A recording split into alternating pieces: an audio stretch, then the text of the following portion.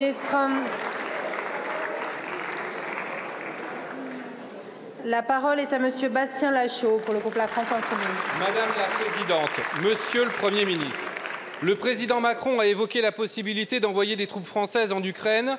En dynamique, rien n'est exclu. Nous serions alors de fait en guerre avec la Russie. Deux puissances nucléaires qui s'affrontent sur le territoire d'un tiers, ce n'est pas une option.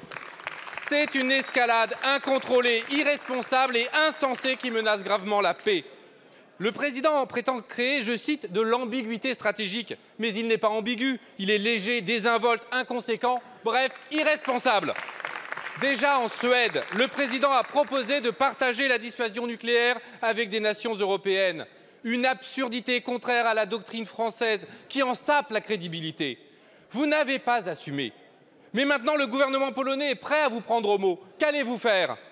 La dissuasion doit servir à protéger les intérêts vitaux de la France. La France n'a jamais cru à un parapluie nucléaire. Et la semaine dernière, un accord de défense a été signé avec l'Ukraine, une nation en guerre. C'est inédit. Quand le Parlement pourra-t-il ratifier cet accord? Vous ne cessez de parler de réarmement à toutes les sauces. Cette rhétorique prépare la guerre. Mais vos coups de menton isolent la France. L'Allemagne, la Suède, l'Autriche, la Pologne se sont désolidarisés de l'annonce du président Macron. Même l'OTAN a démenti avoir de tels projets. Cessez donc d'humilier la France et d'instrumentaliser la juste cause ukrainienne. La France est une puissance dotée de l'arme nucléaire, membre permanent du Conseil de sécurité de l'ONU. Elle a toujours eu une voix singulière dans le concert des nations. Elle doit agir pour le respect du droit international au lieu de jeter de l'huile sur le feu et d'attiser la guerre. Nous devons, au contraire, œuvrer à la paix en recherchant des garanties de sécurité mutuellement acceptables, en organisant une conférence européenne sous l'égide de l'OSCE. Monsieur le Premier ministre, avez-vous conscience qu'avec un tel engrenage, vous risquez d'entraîner la France, l'Europe, le monde dans une guerre nucléaire? Merci beaucoup. La parole est à Monsieur Stéphane Séjourné, ministre de l'Europe et des Affaires étrangères. Merci Madame la Présidente. Monsieur Lachaud, les mots ont un sens. Malgré les pertes énormes sur le plan humain, sur le plan matériel, sur le plan financier, et malgré la stagnation d'ailleurs sur le terrain, la Russie n'a aucunement renoncé à ses objectifs militaires. Cela, nous pouvons peut-être le partager. Elle pense d'ailleurs avoir imposé l'idée de sa victoire. C'est faux. Et la réunion qui s'est tenue hier à l'Élysée avait d'abord et devait permettre d'abord de le rappeler. Nous avons et nous soutiendrons dans la durée l'Ukraine.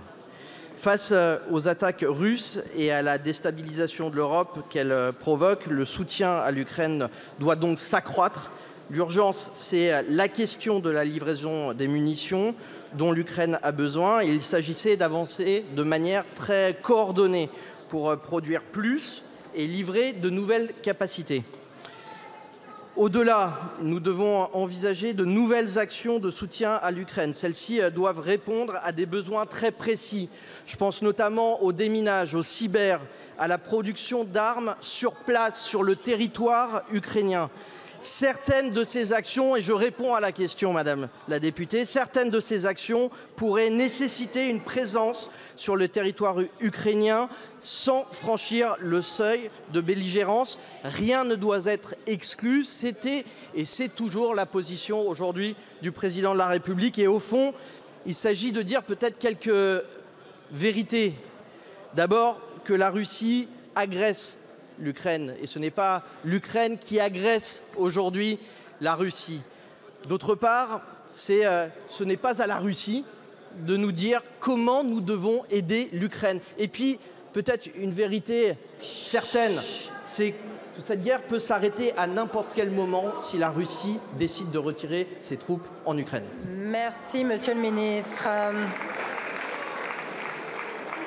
La parole est à présent